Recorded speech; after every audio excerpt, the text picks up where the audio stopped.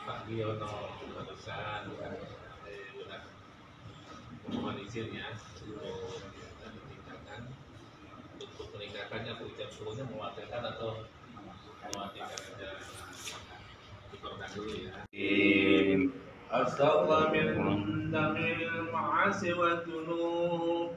Asyhadu an la ilaha illallah wa asyhadu anna Muhammadar Rasulullah.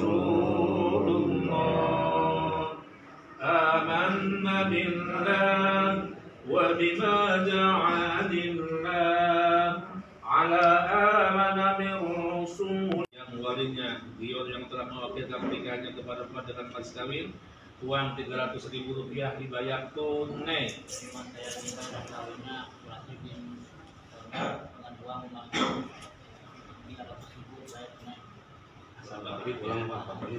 Saya terima tidak ada undangnya.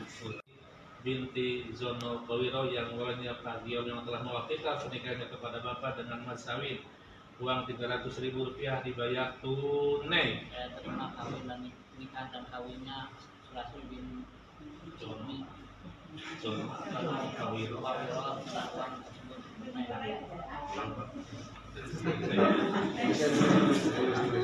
Dan kawinnya Lasri binti Zono Pawiro almarhum yang olehnya Pak Gior yang telah mewakilkan pernikahannya kepada Bapak dengan mas kawin uang 300.000 rupiah dibayar tunai.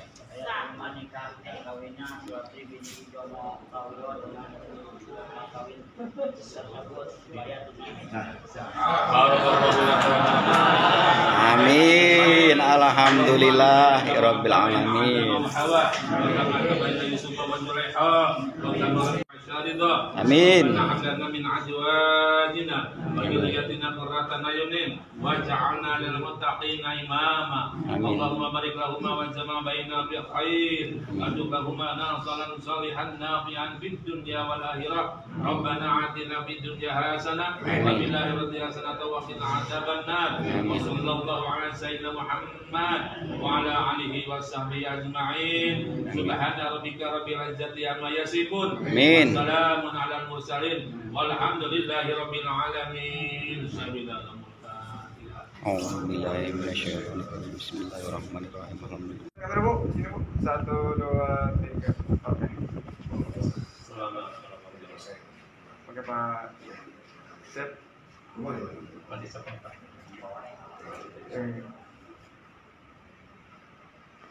Satu, dua, tiga. Oke.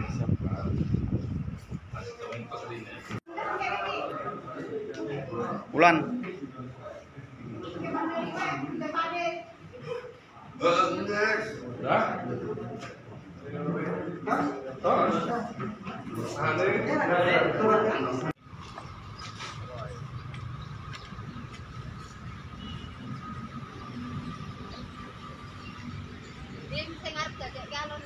Iki kae. Heeh. Alun-alun Cikampek.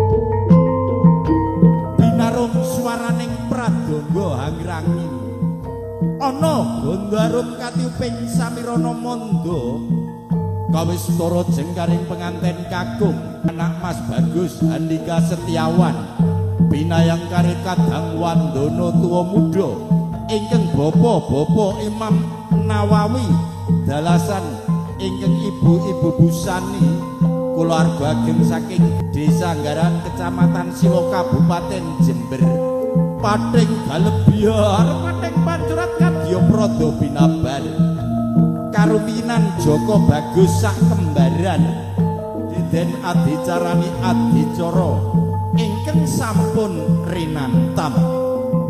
Bismillahirrahmanirrahim. Assalamualaikum warahmatullahi wabarakatuh.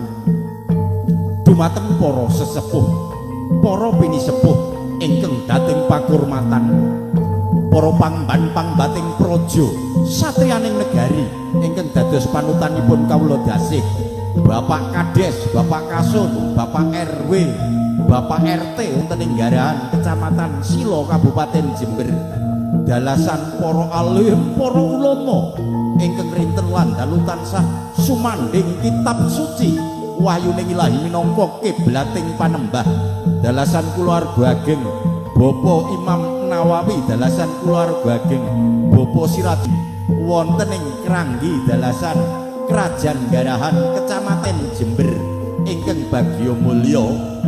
Kawula ingkang wiwaraning suka minangka dwaraning kandha, minangka sulih sariranipun Bapak Sirajuddin dalasan Ibu Supriyati. Dal punika Bapak Sirajuddin dalasan Ibu Supriyati anampi nugrahanipun Gusti Kang Maha Suci pratandana janur kuning malengkung sakinggile tawang tawinging wiwara. Janur mengku pralampita sejatining nur, nur cahya saking Gusti Kang Maha Kuwasa.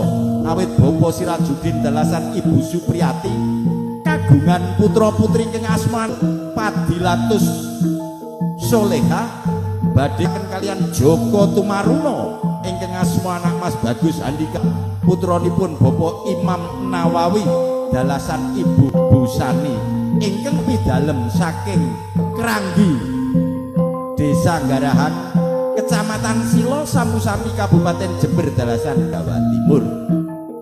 Wekdal punika putra pengantin badhe